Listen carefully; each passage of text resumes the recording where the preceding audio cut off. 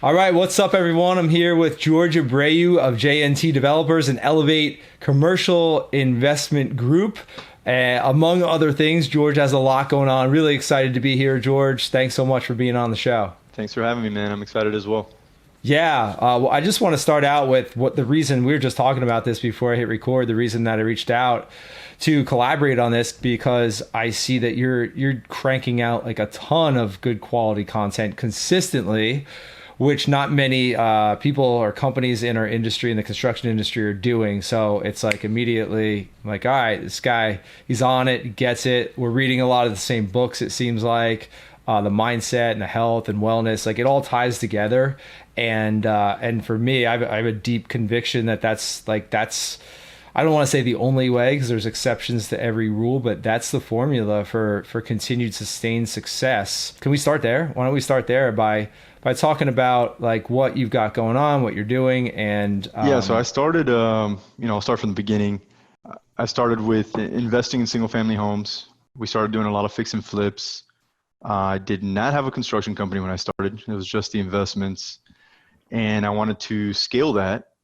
And at that point, I got burned by two contractors, which should never get burned twice, but it happened. burned by contractors. Shocker. Yeah, right. After that second time, I said, that's it. I'm going to do this. I do have an electrical engineering degree, and I worked at UPS in the engineering department after college. And I was pretty much, it wasn't really engineering. I was pretty much a GC for UPS. I worked on building their warehouses and expanding them. So I felt I had the skill set, and that's when I started the construction company. So both companies started, kind of taking off side by side, and started taking on more investor clients with the construction company. And then about 3.5 years ago, well, a little bit before that, I started changing our model on the construction side and going more towards commercial clients or multifamily type clients. Not sure how I came across that. I think I just landed a couple, and then I saw the difference, between a homeowner client and then somebody that's just building out a restaurant or whatever it is. And I'm not talking about just roofing here. I'm just saying, in general, construction and roofing. I had already made that change on the construction side. And then on my investments, I started doing the same thing a little bit after. And now, Elevate, my investment firm, focuses on multifamily apartments. We acquire them, 100 plus units. And then J&T comes in and does the construction on them. As far as the roofing division that we have, we barely do any more residential and just focus on commercial and multifamily. All right, awesome. So that I'm sure that keeps you busy, George. I want to dive into the investment part in a little bit, but first, the part about switching from residential to commercial. A lot of the audience listening or watching right now is in that situation where they're doing, cranking through maybe a lot of residential roofs, maybe hundreds or a couple thousand a year, and they want to get more into commercial. What's the reason that you made that transition, and what would you recommend to a residential roofing company who wants to do that to get into that? We weren't doing thousands of roofs, but I mean, we were doing maybe 300, 400 roofs a year, had a large sales team, and then slowly started making that transition over to commercial. And looking, when I started comparing the profits made on this one commercial deal versus the profits made on all these residential homes, and the headaches and the manpower it took to manage all those residential ones versus that one commercial one, to me, that just it didn't make sense to continue putting so much time and focus towards the residential. We were spending a ton of money on marketing. Somewhere I lost my way. When I started this company over 13, 14 years ago, it was mainly word of mouth. It was a lot of networking and building relationships. And at some point, I kind of went away from that and started spending all this money on leads and building this massive sales team. And then I kind of looked back and I was like, what happened? Why? When I started doing the multifamily investing, so I know you said you want to go back to that, but that business is a lot about relationships and networking. And I think it's when I started doing that again, it kind of hit me like, why haven't we been doing that with the construction and the roofing? And that's when I kind of started changing things, stopped spending so much on the residential roofing leads and started working more on building those relationships and getting the larger commercial multifamily deals. Okay, cool. So it sounds like you were kind of in grind mode. The residential deals are just coming and doing well with those, but there's a lot of moving parts, for sure. A lot of competition, especially in Texas. So it sounds like you kind of picked your head up one day and you're like, wait a minute, like what, this is the path that we went down, which is okay, but I really want to go down this path. Was that kind of the mindset around that decision there? Yeah. I mean, I wanted to, I was spread too thin. And I wanted to focus more on the investments as well as, having the construction company, I don't want to say run itself, but more of working on the company versus working in the grind and the day-to-day aspect of it, which I kept getting pulled back in with the residential roofing. It just made sense to free up some of my time to work on these other entities, to go the multifamily commercial route. Okay, cool.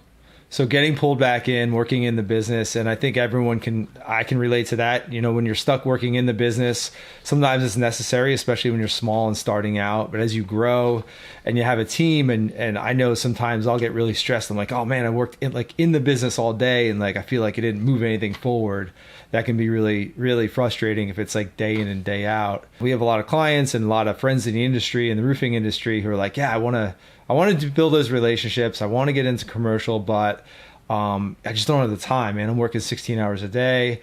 And then you see them on social media and they're like doing inspections on roofs. And I'm like, get off the damn roof. Like, if you want to grow your business, you have no business being on the roof. Is that something that, I'm not asking you to agree with me, but is that something that you thought about? Like at some point when you were growing your roofing company and growing everything, did you like consciously make that decision that I have to stop doing these things, or I have to get off the roof, or I have to get out of the truck? Or I did. And I noticed the more I did that and the more I counted on others and brought in team members that, it gave me more time to work on those larger goals. And so yeah, I mean, I did realize it, but it did take me a while. I was stuck in that day to day for years. yeah, but that's what it takes. It takes a conscious decision to say, okay, I don't have more time in the day. I'm never going to get it. So I need to create that time by delegating, hiring, outsourcing, whatever it is, so I can focus on those things that I want to focus on. Yeah, I mean, I think a lot of individuals say they don't have the time, and it's more time management. You need to manage the time you do have. It's not that you don't have the time, and you need to decide what's more important and focus on those items. Yep. Get off Facebook and be intentional about your schedule. Don't get distracted. Create boundaries. Don't be accessible. And that's going to create a couple hours a day right there. Yep. So you said building relationships. I get it. Relationship building is huge. I think we first met a couple of years ago, 2-3 years ago, down in Dallas, and have kept in touch ever since. So those roofing companies that are looking to say, hey, I want to create those relationships with commercial decision makers and multifamily decision makers. How did you go about that? My way in was the fact that I was also investing in these properties. So, it gave me that angle where I understand it. I get it. You're not trying to spend as much money as possible on your roof. You just want the best system that's going to last you, however long you plan on holding the property. That's kind of the angle I took and how I got into that sector of multifamily. And then as far as the commercial, just building the relationships with the property managers or the brokers, easier said than done, getting a hold of the the right individual. But once you do, it really only takes one or two really good relationships. I actually heard one of your podcasts that wasn't too long ago. I can't remember the gentleman's name, but he was talking about where he's only got about two clients, and that's like his, main business. Which, yeah, it's true. Yeah, Zach Blankensop from Digital Roofing was on a couple weeks ago. Yeah, that was pretty eye-opening for sure. Did I see that you have like a monthly meetup or a monthly now webinar or a virtual meetup group or networking group that you run? Correct. So that was one of the things when we decided we were gonna, go all in on the networking and building those relationships. We started hosting a live meetup, which we had to stop once COVID hit, but kind of turned it to webinars now, and we'll go back to live events once we can. Yeah, that helped kind of stay in front of that audience and help them, bring value to them however we can.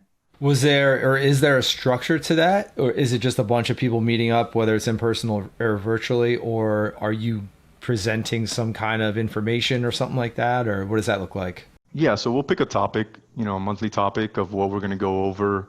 One month it might be we're going to go over due diligence, how to properly check a multifamily property before you purchase it, and that's one we've done a couple times. And then pick any topic, and bring in. Obviously, we know about the topic, and then we can also bring in some different professionals. Like if we want to bring in our attorney to talk about the agreements that you should sign and what that looks like. Cool. When I first started in 2012 here in New Jersey, one of the things that I did was organize like coffee meetups, and it was like, hey, 7 a.m. Friday morning at this Green Planet coffee shop. Show up, coffee's on me, breakfast, whatever, and just kind of meet up and just kind of exchange ideas. I didn't really know anyone. I was just kind of cold emailing people and messaging people and just kind of got this thing going. And I was just starting out. I didn't have anything to sell. I didn't even know what I was doing really, but like I positioned myself, like I created the table and I positioned myself as someone worth knowing, and I didn't present anything, but basically just got people interacting. The builder would talk to like the roofing guy, and like the house flipping guy would talk to the banker, whatever, and everyone in the construction industry, where they got value out of that meeting, and I was the center of that. And that actually, we still have clients that were from those initial meetings, so 8 years later, and that's really what seeded it. So I would say to anyone, like if you're trying to get a seat at the table, whether it's realtors or commercial decision makers, insurance agents, whoever it is,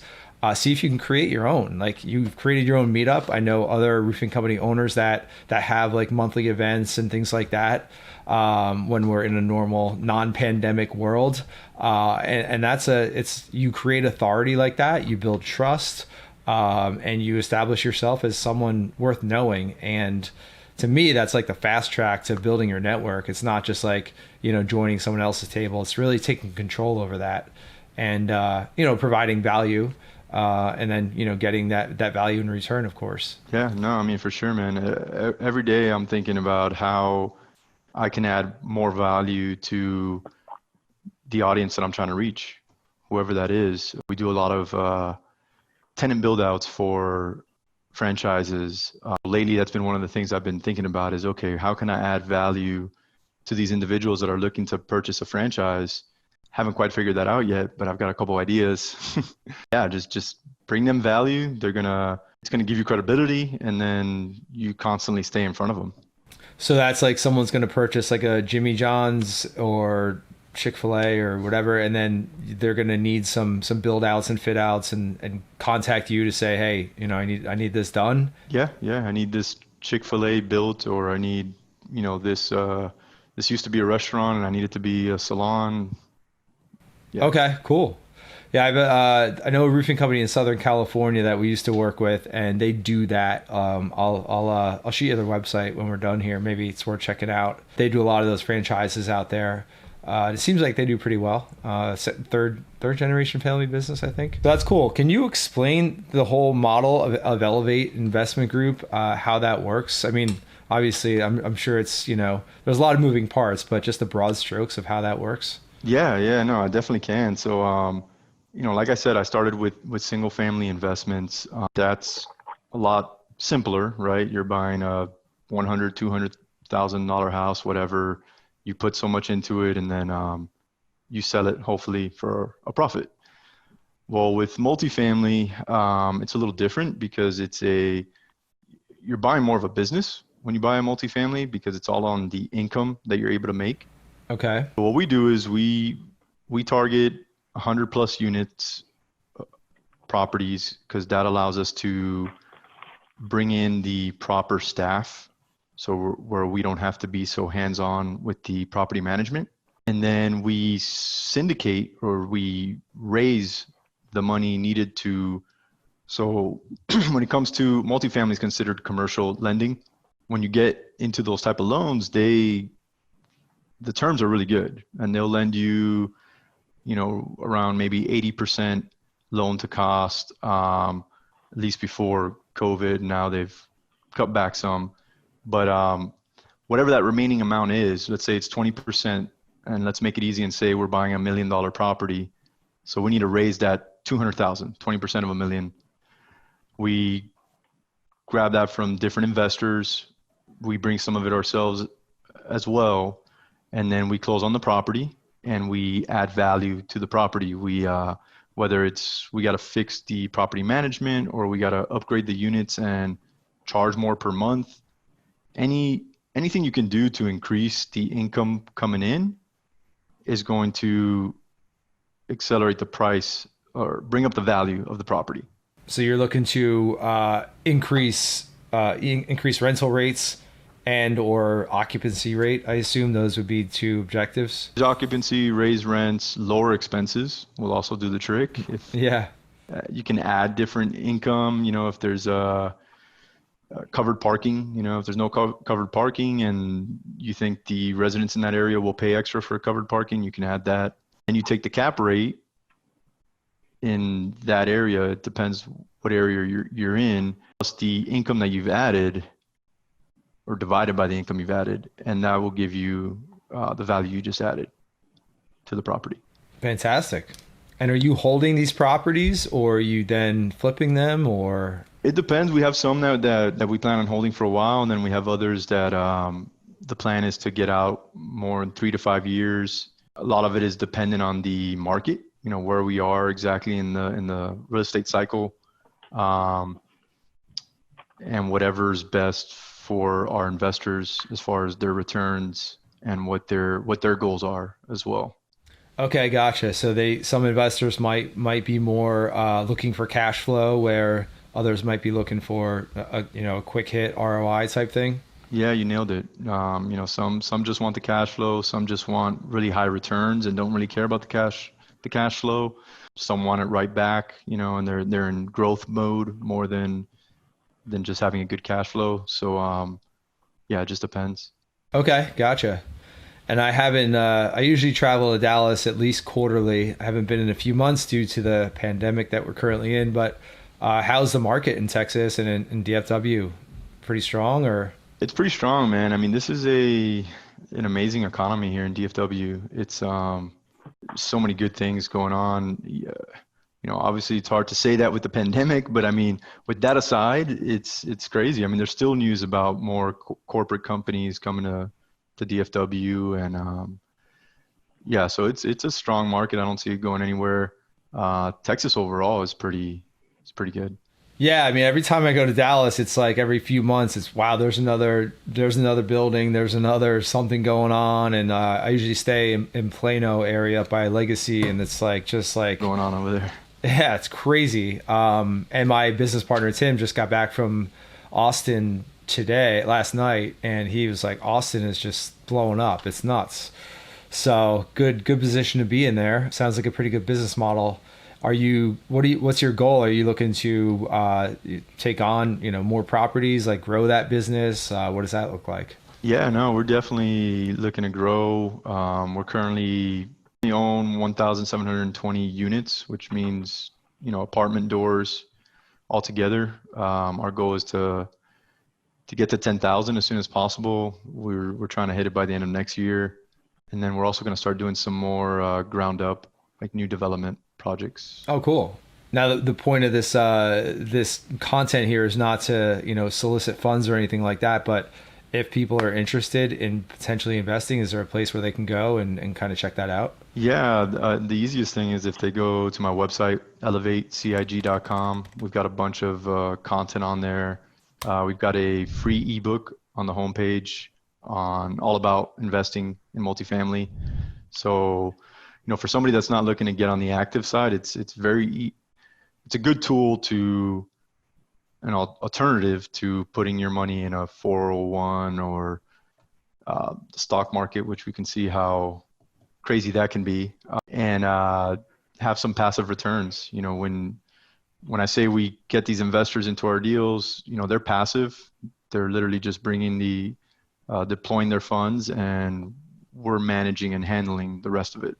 Awesome. Cool. Speaking of books, ebooks and books, you read a lot. I see you've got a reading list on that website. Can you tell us about the role that books play in your life and your business and maybe even in your team as well? Yeah, no, man, it's massive. I think you said this, I can't even remember if it was before we started or after we started, but you mentioned how having the right mindset is important. I couldn't agree with you more. Books really help me with that, as well as you also mentioned that success leaves trails in a sense. Like I read a lot about other successful individuals that have created, a ton of wealth for themselves, and every single one reads a lot of books, not just a little bit. They read a lot of books. So that's got to tell you something. I think you always got to be willing to learn and not think you know it all. So yeah, I mean it plays from personal development and business. Books are a huge part of my success. Awesome. I see you've got one of my favorite business books in the background there, Traction. Are you guys actually implementing the entrepreneurial operating system? We are currently working on it. Yes, Same here. It's a big project. it is, man. It is. So yeah, I've had my staff read the book. Couple of them actually. What the heck is EOS? I think is another one of them. Oh, okay. So I'm probably gonna get that one next. But yeah, my goal is by the end of this year to be fully integrated into the EOS system. Nice. Yeah, we integrated, I think it was back in 2017 with our team. And as we've evolved, we got away from it, honestly. And it takes work, it takes planning, it takes carving out time, but it's a fantastic resource. Very, very dense, but fantastic resource. I know a lot of big companies in the commercial construction industry that swear by it, like as their Bible. So all right, so books, yeah, huge. I go through phases where my Amazon wish list is like a mile long, and I go through phases where I'm like, oh, I got to read this, I got to read this, and there's like a bunch on my nightstand. Recently, the past few months, I've been reading and studying certain books, mostly around habits and high performance habits and daily habits and weekly planning and really, really optimizing my weeks and days. So I've been like reading and then rereading and taking notes and implementing. So this year I haven't read as many books, but the ones that I have read, I'm taking time to implement, because it's like, yeah, you can read a book and kind of get some great ideas and feel great and feel productive, but if you don't actually implement, then it's just kind of, it's a feel good thing. It's not going to move any your business or your life forward, right? I agree with you. I do think mindset wise, maybe just listening to the book could help sometimes, but when you're actually trying to implement and take action on some of the items in the book, usually what I do is I listen to it. If I really like the message and I want to implement some of the stuff, I'll get the hardcover and I'll do what you're saying. I'll start highlighting things in there. I'll start taking action. Cool. Yeah, I'm a big fan of getting the hardcover books for that purpose, like having or paperback, either way. But the highlights where you can just pick it up at any point and just look at a page and reference something. Where to me on like an audiobook it's hard to do that. A Kindle, it's okay, you can highlight, but it's just not the same to me. So what else? I mean, we talked business, we talked books. I know that you've got a family, 3 young daughters, right? And it seems like you and your wife you're healthy and you work out and all that. What role does all that play? Like, how do you balance family and fitness and health and wellness and all that good stuff? Yeah, I mean, I struggled with that when we first started growing our family. I'm naturally a workaholic, so I've definitely had to learn how to turn off the switch. And when I'm with my children, I shut it all off. I'm not on my phone. I'm not, I'm there. I'm present. I'm giving it my all. And I think that that's pretty important. And then, I make sure not to miss anything that any important events for the children. And one of my goals is to start coaching some of their sport teams. It all goes back to time management, right? If you don't manage your time, then yes, the day can easily just take over, and you can easily say, I don't have time. I don't have time to go coach, the soccer team or whatever.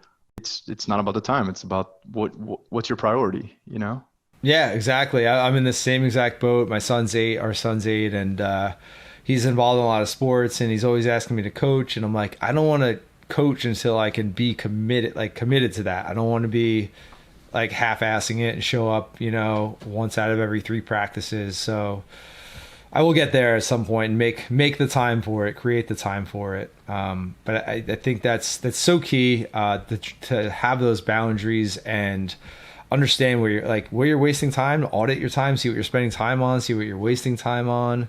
Again, like get off social media, stop consuming so much and produce. That's a good heuristic that I have. Do you have any kind of hard boundaries? Like, I know some people after 7:00 at night, I put my phone in the drawer, or I don't answer calls at night or on Sundays, or do you have any of those kind of personal rules that you try to operate by? Not yet, but I think I'm going to start with the cell phone. I think I'm going to start cutting it off at a certain time at night. And for the most part, Sundays and Saturdays, I'm pretty limited. My team already knows that, so it's not like if you call me, I'll probably pick up, but I don't get a lot of calls. So I like that. Who answers the phone? Who answers the phone? Like the company phone? Yeah, I mean, you have to have someone that's taking those calls. No, just voicemail. I mean, you don't have to answer every call. That's what I wanted to dig into. Yeah, I mean, I am. People might think I'm flaky because I don't answer calls unless they're scheduled. But that's like, we're a small company and that's the way we have to operate. And I don't respond to anything on the weekends. And, you have to create those boundaries. Otherwise, people will learn that you're accessible 24/7. And, you see people complaining online, like on Facebook, like, I get calls like Sunday, Saturday, like all hours of the night. Well, why do you allow that? Like you're getting those calls because you allow that to happen.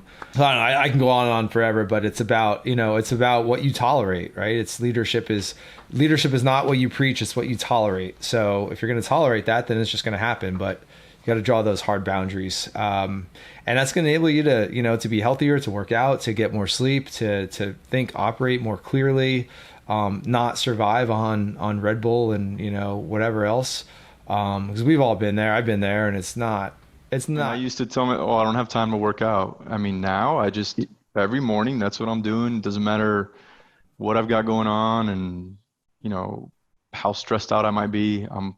Yeah, me too. I've been in those phases where early on in business where I was like, all right, this is like next 2 months is kind of grind mode. Like, I don't care. I'll just kind of get fat and sedentary for a while, but it's not like you think you're being productive, but totally not. So yeah, I'm a big fan of the morning workout as well. I have to, or else my day just sucks. Yeah, the day goes so much better when I do work out. Yeah.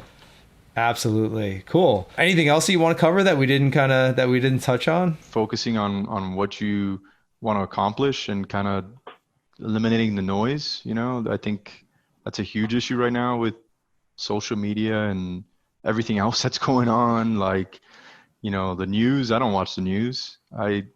When this pandemic happened, I started watching a little bit more, but it took something extreme for me to Yeah. start watching the news a little more. Yeah, just be efficient with your time, and found that that's the way to get there, wherever you really want to go, and cancel out the rest.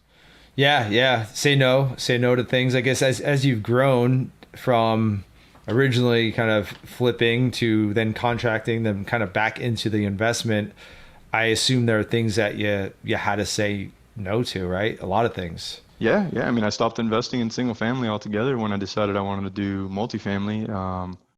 Tried doing both at first, but it was too much. I was spread too thin and wasn't giving my all to either one. So Yeah, we go through that too. Actually, we just had a conversation this morning about that. My business partner Tim and I. There's things that we can potentially make money with and provide a good service to our industry with, but we look at like, okay, what's the upside there? What's the value that we can provide?